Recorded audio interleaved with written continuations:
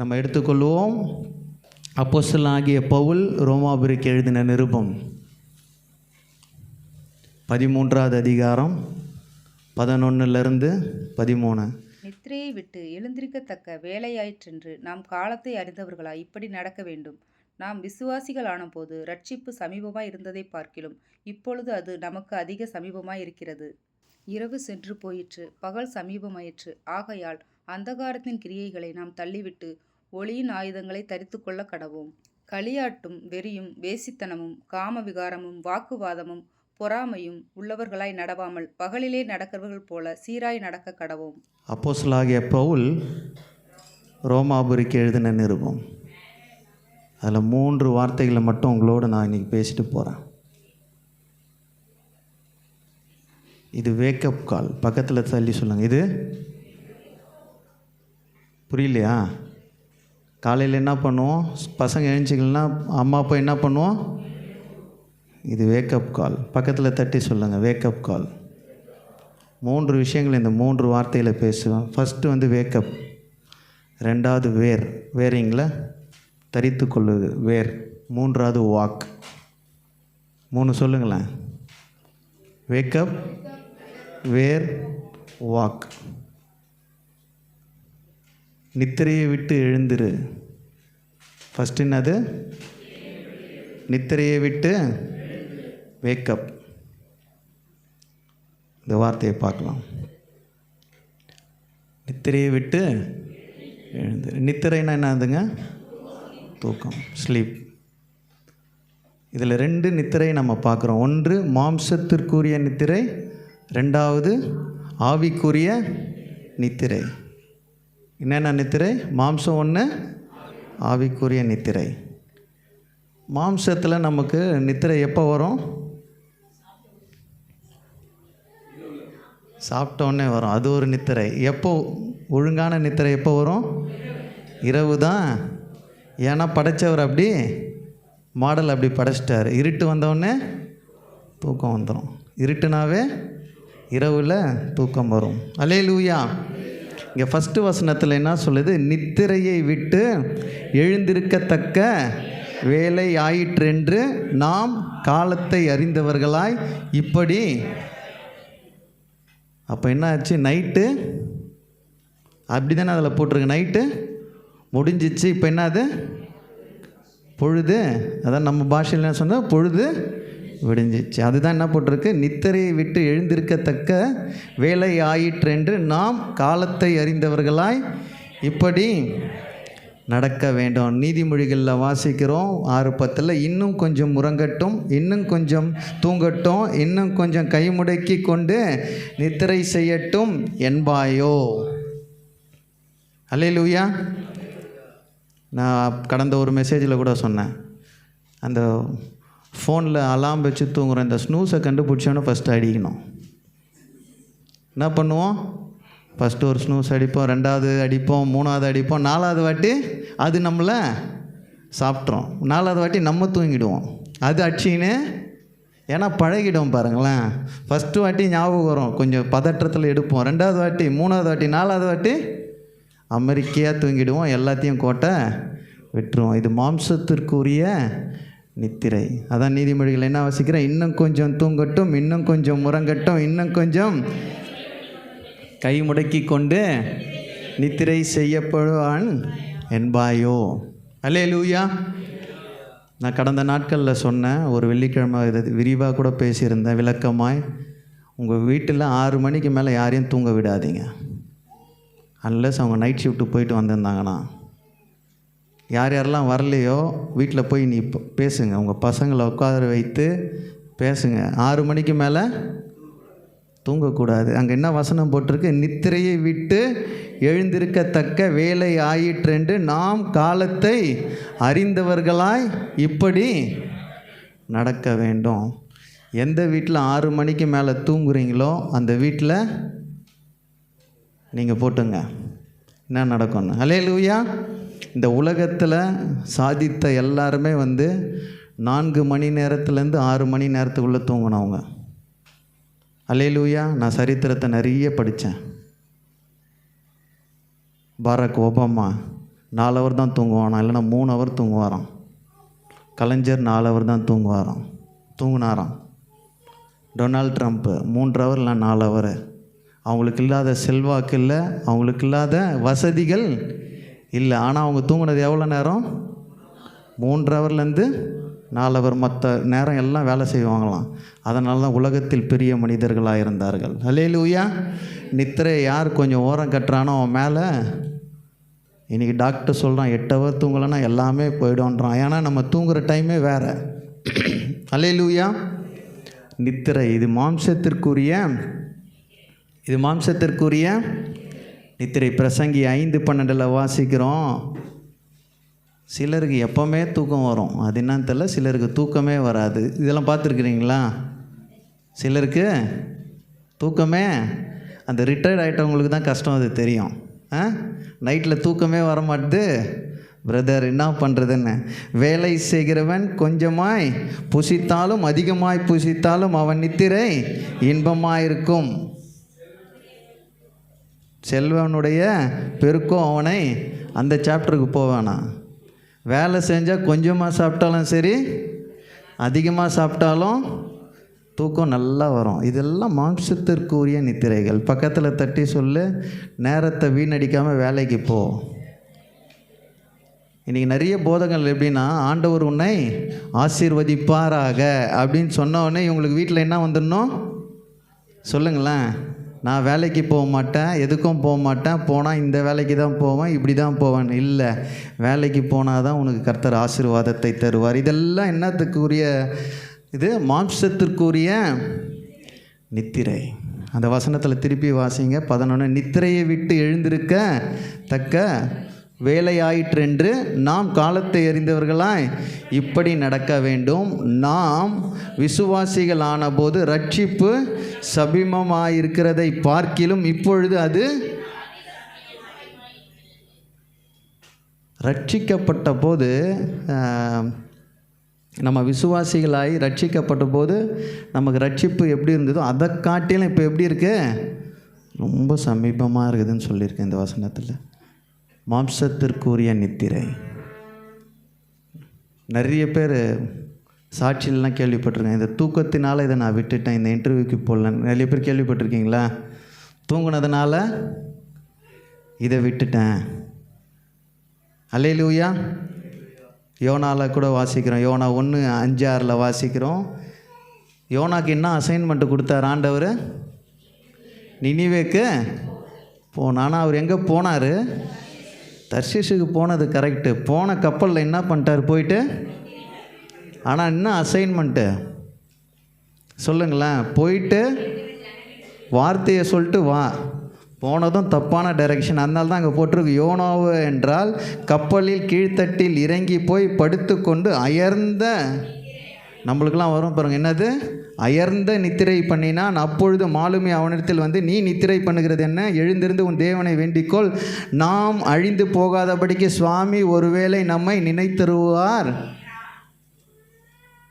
நான் நினைக்கிறேன் அவன் தூங்கினதுனால தான் அவ்வளோ பிரச்சனை. அல்லேலூயா, அல்லேலூயா. நியாயாதிபதிகள் 16:19 வாசிக்கிறோம். அவள் அவனை தன் மடியிலே நித்திரை செய்ய பண்ணி ஒருவனை அழைத்து அவன் தலை மயிரின் 7 ஜடைகளையும் சிறைப்பித்து அவனை சிறுமைப்படுத்த தொடங்கினால் அவன் பலம் அவனை விட்டு, யாருக்குங்க? அவனுடைய பலன் எதில் இருந்தது? எதனால்? நசரேயன் விருது. அவங்க அம்மா என்ன பண்ணாங்க? அபிஷேகம் பண்ணி சின்ன வயசுலேருந்து சவரன் கத்தி படக்கூடாதுன்னு வச்சுருந்தாங்க. தலைவர் போனார். போனது கம்முன்னு இருந்திருக்கலாம். அதில் 3 நடக்கும். அதுக்கு முன்னாடி வசனம்லாம் பாருங்கள். அவள் ஒன்றுத்துலேயும் அவளை சோதித்து பார்ப்பான். இதில் கட்டி போடு, அதில் கட்டிப்போ. அவருடைய பலத்தினால் எல்லாத்தையும் உடச்சிருவான். கடைசியில் எதில் விட்டுருவான்? தூக்கத்தில். எதனால் விட்டான்? தூங்கினான். மடியில் தூங்கினான், மொட்டையை அடிச்சிட்டா. இன்றைக்கி நிறைய இடத்துல நீங்கள் தூங்கினவுடனே மொட்டை அடிச்சிடுவாங்க. அல்லேலூயா. தூங்காதன்னு பக்கத்தில் தட்டி சொல்லுங்கள், தூங்காத. ஆமென். வேலைக்கு போறியா? வேலையை செய்யணும். அங்கே எப்போவும் என்ன பண்ணுறது சொல்லுங்களேன்? டைம் கிடைக்கும் போதெல்லாம் தூங்குறது. பஸ்ஸில் ஏறி தூங்கி நிறைய பேர் டிப்போக்கு போய் இறங்கினவங்களாம் நான் பார்த்துருக்குறேன். கடைசியாக கண்டக்டர் என்ன பண்ணுவார், வண்டி நின்றுடுச்சுமான்னுவாங்க. இவங்க ஏஞ்சி பார்த்தா இடம் அங்கே இருக்காது. ட்ரெயினில் நிறைய பேர் ட்ரெயினை விட்டவங்களும் இருக்காங்க. எதனால்? நிறைய பேர் சிரிக்குந்தான் நிறைய பேர் பண்ணியிருக்கீங்க. கர்த்தர் உங்களை ஆசீர்வதிப்பார். அல்லேலூயா. இதெல்லாம் மாம்சத்திற்குரிய நித்திரை. அல்லேலூயா. அதில் தான் என்ன போட்டிருக்கு, நித்திரையை விட்டு எழுந்திருக்கத்தக்க வேலை ஆயிற்று என்று நாம் காலத்தை அறிந்தவர்களாய் இப்படி நடக்க வேண்டும். நாம் விசுவாசிகளான போது ரட்சிப்பு சமீபமாயிருக்கிறதை பார்க்கிலும் இப்பொழுது அதிக. நம்ம எப்படிங்க விசுவாசியானோம்? ஹலோ, கலாத்தியர் 2:15 போட்டு, கிறிஸ்துவை பற்றும் விசுவாசத்தினாலே நீதிமான்களாக்கும்படிக்கு கிறிஸ்து இயேசு மேல் விசுவாசிகளானோம். இப்போ நிறைய விசுவாசி அந்த சர்ச்சுக்கு விசுவாசியாயிட்டாங்க. இல்லைன்னா அந்த பாஸ்டருக்கு பக்கத்தில் தட்டி சொல்லுங்கள், இயேசுக்கு மட்டும் விசுவாசியாயிரு. தட்டிட்டு சொல்லுங்கள், இயேசுவுக்கு மட்டும். பாஸ்டர் மாறுவான், சபை மாறும். பக்கத்தில் தட்டி சொல்லுங்கள், நான் பயப்படவே மாட்டேன். பாஸ்டர் மாறுவான், சபையும் மாறும், ஆனால் இயேசு மாற மாட்டார். ஆமென். இயேசு என்றைக்குமே மாற மாட்டார். இன்றைக்கி உட்காந்துருக்க இந்த நாற்காலியை விட்டு நீங்கள் வேறு இடத்துக்கும் போகலாம், ஆனால் இயேசு மாற மாட்டார். அல்லேலூயா. நம்ம எப்படி விசுவாசியானோன்னா, கிறிஸ்துவை பற்றும் விசுவாசத்தினாலே நீதிமான்களாக்கும்படிக்கு கிறிஸ்து இயேசுவின் மேல் விசுவாசிகளானோம். ஏன்னா அவர் மரித்தோரிலிருந்து எழுந்தால் நம்ம மனதில் விசுவாசித்து வாயில் அறிக்கைப்படும் போதே நம்ம விசுவாசிகள் ஆயிட்டோம். அல்லேலூயா. அப்போது விசுவாசிகளான பொழுது நமக்கு ஒரு ரட்சிப்பு இருந்தது. இந்த ஃபஸ்ட்டு ரட்சிக்கப்பட்டு சபைக்கு வந்தவொடனே எப்படி பவராக இருப்பாங்க பார்த்துருக்கீங்களா? போக போக கழுதியும் தேஞ்சு அதெல்லாம் கரெக்டாக வரும் பாருங்கள், வசனத்தை தவிர. ரட்சிக்கப்பட்டப்போ அபிஷேகம் என்ன, அந்நிய பாஷை என்ன, எல்லாமே இருக்கும். 1 வருஷம் 2 வருஷம் 3 வருஷம் போக போக அப்படியே காலியாகினே வரும். அல்லேலூயா. ஆனால் அந்த வசனத்தில் என்ன போட்டிருக்கு, அப்பப்பட்ட ரட்சிப்போட இப்பொழுது அது நமக்கு மிக சமீபமாக இருக்குது. அல்லேலூயா. அல்லேலூயா. இந்த ரட்சிப்பை நம்ம காத்து கொள்ளணும். அல்லேலூயா. ரட்சிப்பு என்பது கிருபையினாலே விசுவாசத்தை கொண்டு ரட்சிக்கப்பட்டீர்கள், இது உங்களால் உண்டானதல்ல, இது தேவனுடைய ஈவு. அல்லேலூயா. எபேசியர் 2:8 வாசிக்கிறோம். கிருபையினாலே விசுவாசத்தை கொண்டு எப்படி ரட்சிக்கப்பட்டீங்க? கிருபையினாலே விசுவாசத்தை கொண்டு ரட்சிக்கப்பட்டீர்கள், இது உங்களால் உண்டானதல்ல, தேவனுடைய ஈவு. இது ஆவிக்குரிய நித்திரையை பற்றி பேசி கொண்டு இருக்கிறேன். ஆவிக்குரிய நித்திரை. ரட்சிக்கப்பட்டப்போ 1 hour ஜெபம் பண்ணிங்களா இல்லையா? உண்மையாக சொல்லுங்கள். வேதம் கரெக்டாக வாசிப்போம். அதுக்கப்புறமா அப்படியே குறைஞ்சி வாரத்துக்கு 1 நாள். இப்போ நிறைய பேர் வாரத்துக்கு 1 நாள் தான் சர்ச்சுடைய பாதத்தை தொட்டு இருக்கிறோம். இவங்கெல்லாம் முக்கா தூக்கத்தில் இருக்கிறாங்க. பக்கத்தில் தட்டி சொல்லுங்கள், நீங்களாம் எவ்வளோ இருக்கிறீங்க? முக்கா தூக்கத்தில் இருக்கிறீங்க. அல்லேலூயா. நீங்களாம் ஆவிக்குரிய நித்திரையில் இருக்கிறீங்க. அவருடைய ஸ்தலத்தை தொட்டுக்கினே இருந்தால் தான் முழிச்சிட்டு இருக்கிறேன்னு அர்த்தம். ஆமென். நிறைய பேர் இன்றைக்கி ஆவிக்குரிய நித்திரை. இன்றைக்கி ஃபஸ்ட்டு வேக்கப் கால் தான் எல்லாருக்கும். ஆமென். கர்த்தர் சொல்கிறார், இந்த கடைசி நாட்களில் நம்ம தேசத்தில் பல காரியங்கள் மாறணும்னா நித்திரையை விட்டு எழும்பிருக்கணும். ஆமென். நம்முடைய தூக்கத்தை விட்டு, நான் மாம்சத்துக்குரிய தூக்கத்தை சொல்ல, ஆவிக்குரிய தூக்கத்தை விட்டு எழும்பிருக்கணும். மார்க்கு 14:37 வாசிக்கிறோம். ஏசப்பா சொல்கிறாரு, சிலுவையில் அடிக்க போகிறாங்க, எல்லாம் ரெடி ஆகிட்டாங்க. ஃபஸ்ட்டு வாட்டி கூப்பிட்றாரு. இவங்க எல்லாம் என்ன பண்ணுறாங்க? நித்திரை பண்ணின்னு இருக்கிறாங்க. இன்றைக்கி நம்மளும் நல்லா தூக்கத்தில் இருந்தோம்னு வச்சுங்களேன், ஏசப்பா வந்தால் தெரியுமா? தெரியாது. அல்லேலூயா. 3 முறை சொல்கிறாரு. 3 முறையும் எல்லோரும் என்ன பண்ணுறாங்க? மாம்சத்திற்குரிய நித்திரையில் எல்லாம் தூங்குறாங்க. இன்றைக்கி நம்ம மாம்சத்துக்குரிய ஸ்தோத்திரம் நித்திரையும் இருக்குது, ஆவிக்குரிய நித்திரையும் இருக்குது. எபிரேயர் 2:4 வாசிக்கிறோம். அடையாளங்களினாலும் அற்புதங்களாலும் பலவித பலத்த செய்களினாலும் தம்முடைய சித்தத்தன்றி பகிர்ந்து கொடுத்த பரிசுத்தாவின் வரங்களினாலும் தேவன் தாமே சாட்சி கொடுக்கிறதுமாயிருக்கிற இவ்வளவு பெரிதான ரட்சிப்பை குறித்து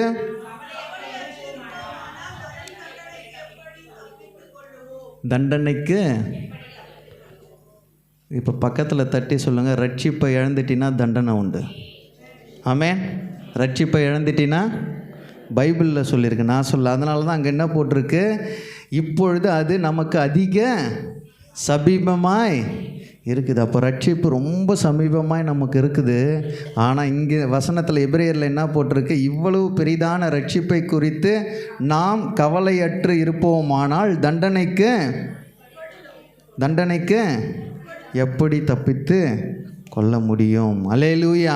இதில் வேறு நமக்கு ஒரு பெருமை இருக்குது. எல்லாரும் என்ன பாருங்கள், இந்த சிஎஸ்ஐ, ஆர்சி, மெத்தன்டேசல், ஆங்கிலிக்கனு, மார்த்தோமா, யெகோவா இவங்களெல்லாம் பார்த்து நம்மளுக்கு ஒரு பெருமை உண்டு. நான் பரலோகத்துக்கு சொல்லுங்களேன், நான் பரலோகத்துக்கு, பெந்தகோஸ்துக்கு ஒரு பெருமை இருக்கும். நான் பரலோகத்துக்கு, ஏன்னா நான் ஞானஸ்தானம் எடுத்துட்டேன், அபிஷேகம் பெற்றுட்டேன், நேராக போய்டும். இவங்கெல்லாம் போக மாட்டாங்கன்னு, நீயும் போக மாட்ட. உன் ரட்சிப்பை இழந்துட்டினா நீயும் அதுக்கு நீ சிஎஸ்ஐ போகலாமான்னு கேட்காத, உன் இஷ்டம். அல்லேலூயா. ரட்சிப்பை இழந்த எவனுக்கும் பரலோகத்தில் வாசப்படியே கிடையாது. அல்லேலூயா. ரட்சிப்பை அந்த லாஸ்ட் லைன் ரொம்ப பயமாக இருக்கும். இவ்வளவு பெரிதான ரட்சிப்பை குறித்து நாம் கவலையிட்டு இருப்போமானால் தண்டனைக்கு எப்படி தப்பித்து கொள்ள முடியும். நியாயத்தீர்ப்பு உண்டு நமக்கு எல்லாருக்கும். ஆமென். நியாயம் விசாரிப்பார். உனக்கு குடித்த ரட்சிப்பு எங்கே? ரட்சிப்பு எப்படி கம்மியாகுதுன்னு நான் சொல்கிறேன். அதை பேசினாவே ரொம்ப நேரம் ஆகும். விசுவாசத்தில் என்றைக்கு நம்ம கீழே இறங்குறோமோ அன்றைக்கி ரட்சிப்பு நம்ம விட்டு போயிடும். அல்லேலூயா. நம்ம சில விஷயங்களுக்கு ஜெபம் பண்ணினே இருக்கிறோம். நம்ம விசுவாசம் இறங்கி கீழே வரும்போது நம்முடைய ரட்சிப்பை நம்ம இழந்துருவோம். ஃபெய்த்தில் அதே லெவலில் இருக்கணும், இல்லைனா மேலே போகணும். அல்லேலூயா.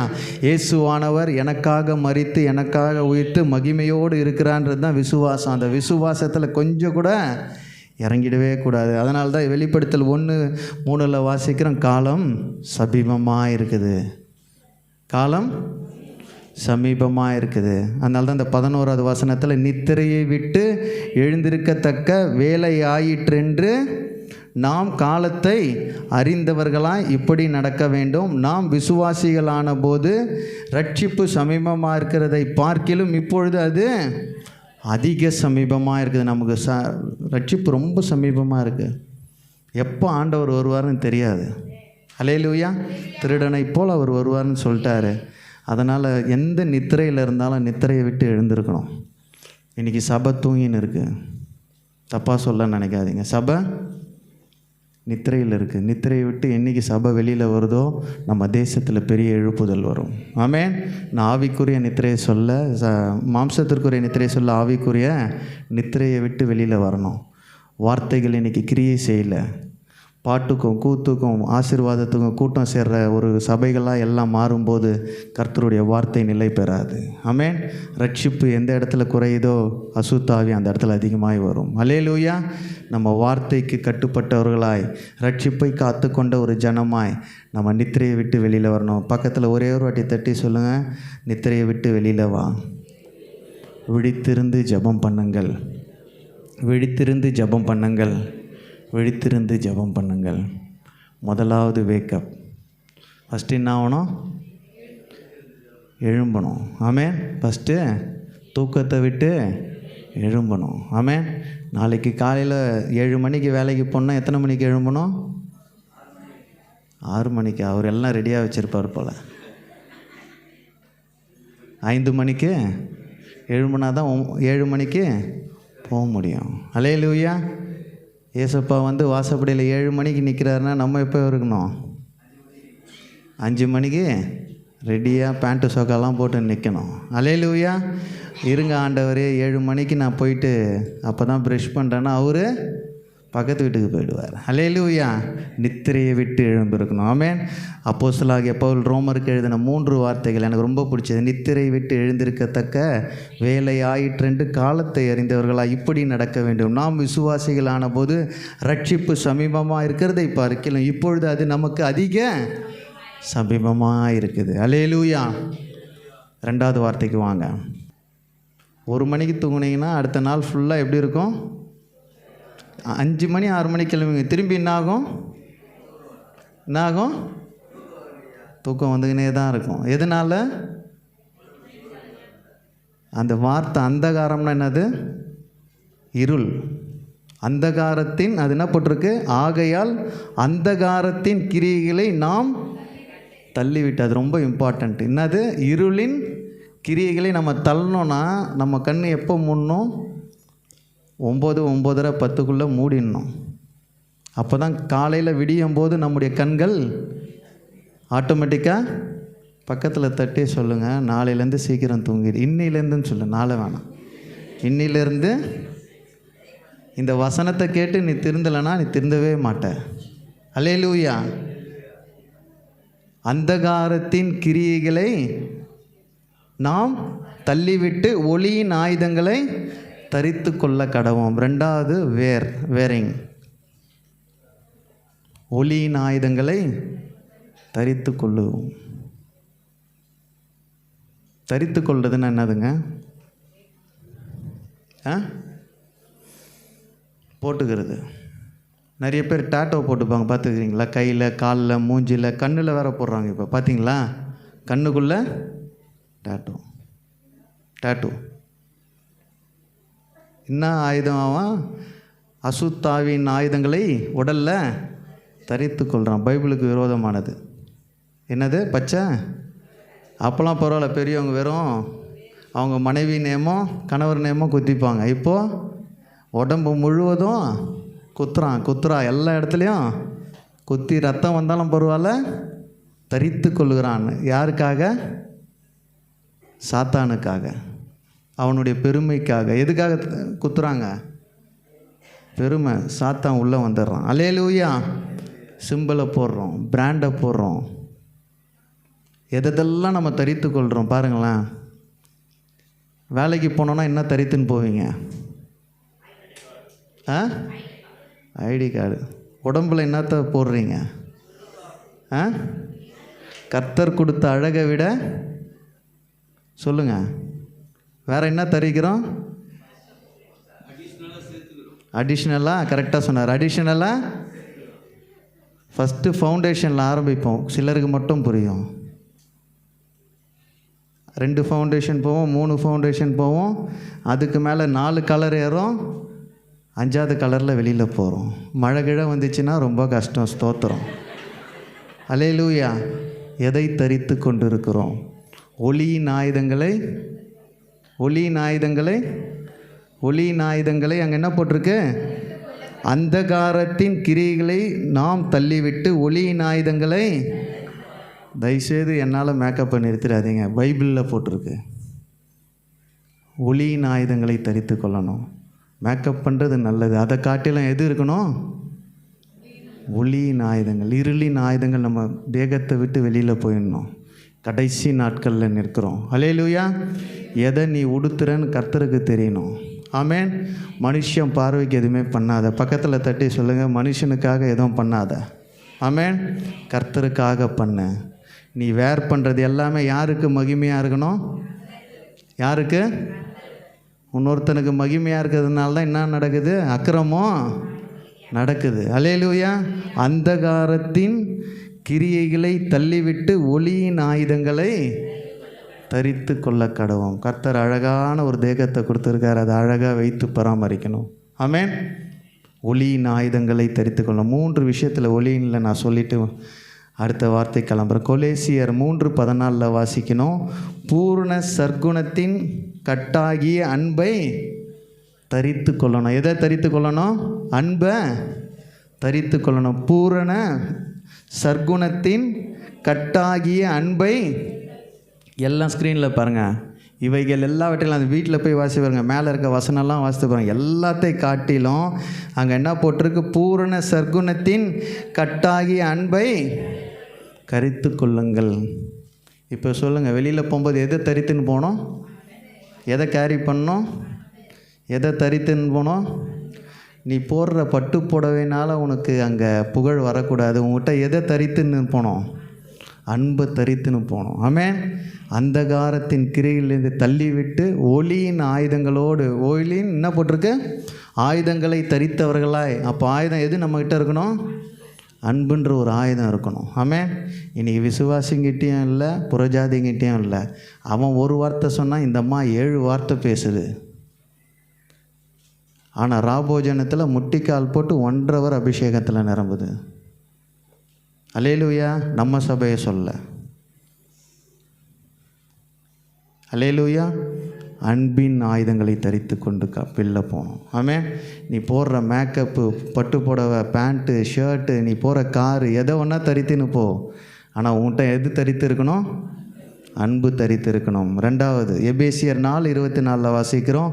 மெய்யான நீதியினாலும் பரிசுத்தத்தினாலும் தேவனுடைய சாயலாக சிருஷ்டிக்கப்பட்ட புதிய மனுஷனை தரித்து கொள்ளுங்கள். புதிய மனுஷன். ஞானஸ்தானம் எடுத்து ரட்சிக்கப்பட்டப்போ எப்படி இருந்திருப்போம்? பழையவைகள் எல்லாம் ஒழிந்தன, எல்லாம் புதிதாயின. பீடி, சிகரெட்டு, சரக்கு எல்லாத்தையும் விட்டுட்டு அப்போ என்ன இருப்போம்? புதுசாக இருப்போம். இப்போ பழைசா மாறிட்டோம். அதே புதுசாகவே இருக்கணும். எப்படி?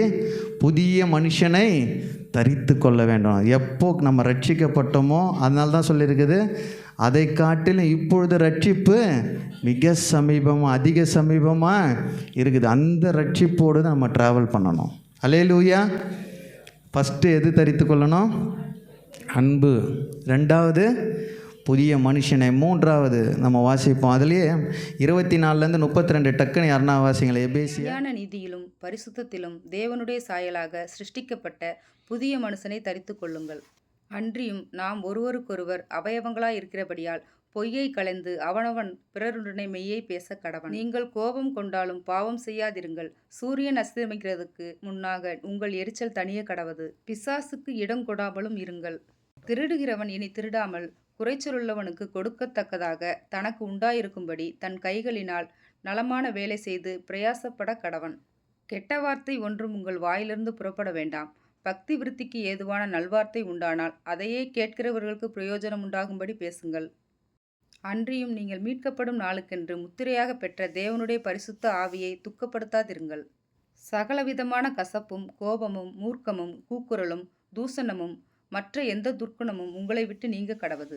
ஒருவருக்கொருவர் தயவாயும் மன உருக்கமாயும் இருந்து கிறிஸ்துவுக்குள் தேவன் உங்களுக்கு மன்னித்தது போல நீங்களும் ஒருவருக்கொருவர் ஒருவருக்கொருவர்.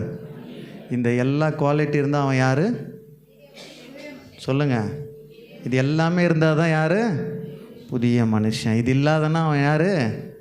திருப்பியும் அவனுக்கு ஞானஸ்தான ஆராதனை வைக்கணும். அல்லேலூயா. புதிய மனுஷனை தரித்து கொண்டு வெளியில் போனோம். ஃபஸ்ட்டு அன்பை தரித்து கொண்டு வெளியில் போனோம். 2வது புதிய மனிதனை தரித்து கொண்டு போனோம். 3வது எபேசியர் 6:11-13 வாசிங்க. நீங்கள் பிசாசின் தந்திரங்களோடு எதிர்த்து நிற்க திராணியுள்ளவர்கள் ஆகும்படி தேவனுடைய சர்வாயுத வர்க்கத்தையும் தரித்து கொள்ளுங்கள். ஏனெனில் மாம்சத்தோடும் இரத்தத்தோடும் அல்ல, துரைத்தனங்களோடும் அதிகாரங்களோடும் இப்பிரபஞ்சத்தின் அந்தகார லோகாதிபதிகளோடும் வானமண்டலங்களில் உள்ள பொல்லாத ஆவிகளின் சேனைகளோடும் நமக்கு போராட்டம் உண்டு. ஆகையால் தீங்கு நாளிலே அவைகளை நீங்கள் எதிர்க்கவும் சகலத்தையும் செய்து முடித்தவர்களாய் நிற்கவும் திராணியுள்ளவர்களாகும்படிக்கு தேவனுடைய சர்வாயுத வர்க்கத்தையும் எடுத்துக்கொள்ளுங்கள்.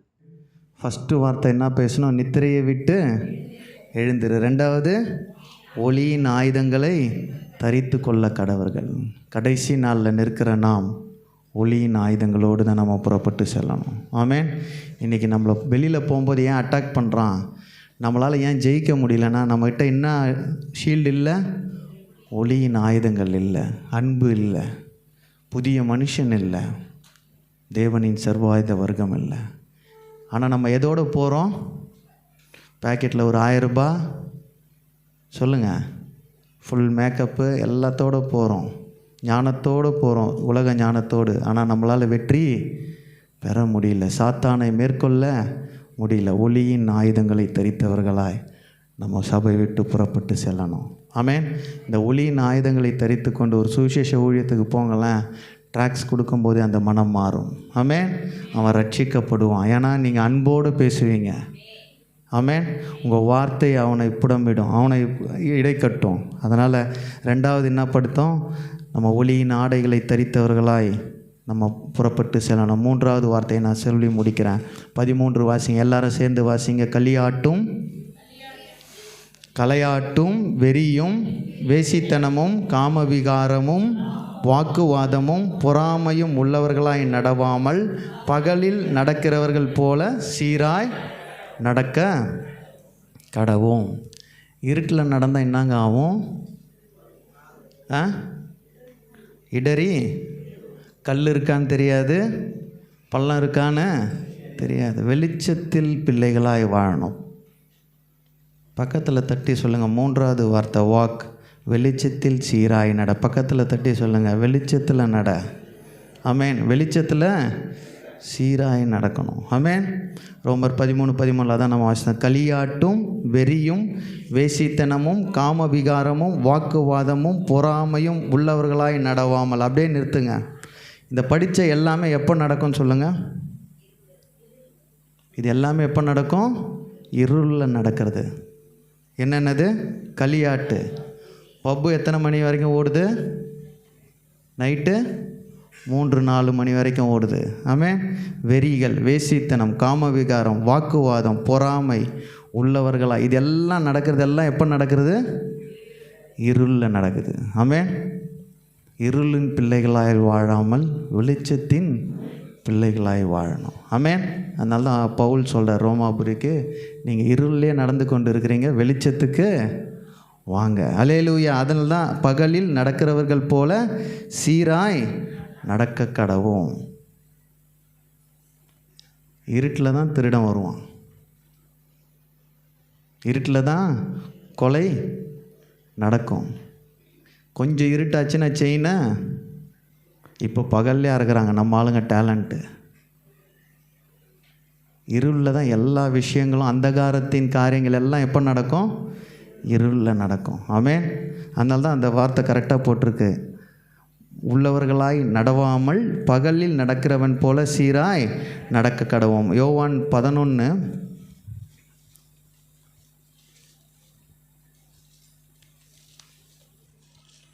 9-10 வாசிங்க. இயேசு பிரதியுத்தரமாக, பகலுக்கு 12 மணி நேரம் இல்லையா? ஒருவன் பகலிலே நடந்தால் அவன் இந்த உலகத்தின் வெளிச்சத்தை காண்கிறபடினால் இடரமாட்டான். ஒருவன் இரவிலே நடந்தால் தன்னிடத்தில் வெளிச்சம் இல்லாதபடினால் இடறுவான் என்றார். இது கடைசி காலத்திற்குரிய ஒரு வார்த்தை. இன்னும் கொஞ்ச நாள் தான் வெளிச்சம் இருக்கும். அதுக்கப்புறமா காரிருள் மூடும். காரிருள் மூடிச்சுன்னா என்ன ஆகும்? இந்த தேசம் இருட்டாயிடும். அல்லேலூயா. காரிருள் மூடுறதுக்கு முன்னாடி அவருடைய பாதத்துக்கு உள்ளே வந்துடணும். இன்னும் கொஞ்ச நாள் தான் ஒளி நம்மக்கிட்ட இருக்கும். அதுக்குள்ளே எதில் நடக்கணும்? ஒளியில் நடக்கணும். ஆமென். 3 வார்த்தைகள். நித்திரையை விட்டு எழுந்துரு. ரெண்டாவது, ஒளியின் ஆயுதத்தை தரித்து கொண்டு தான் வெளியில் போகும்போதே இனிமேல் உங்கள் ஞாபகம் எதுக்கு வரணும்? ஒளியின் ஆயுதம் நம்மக்கிட்ட இருக்கணும். இன்றைக்கி நிறைய ஆயுதங்களை வச்சுட்டு போகிறோம், ஆனால் ஒன்றுமே யூஸ் இல்லை. ஒளியின் ஆயுதங்களோடு புறப்பட்டு செல்லணும். மூன்றாவது, வெளிச்சத்தில் போகணும்.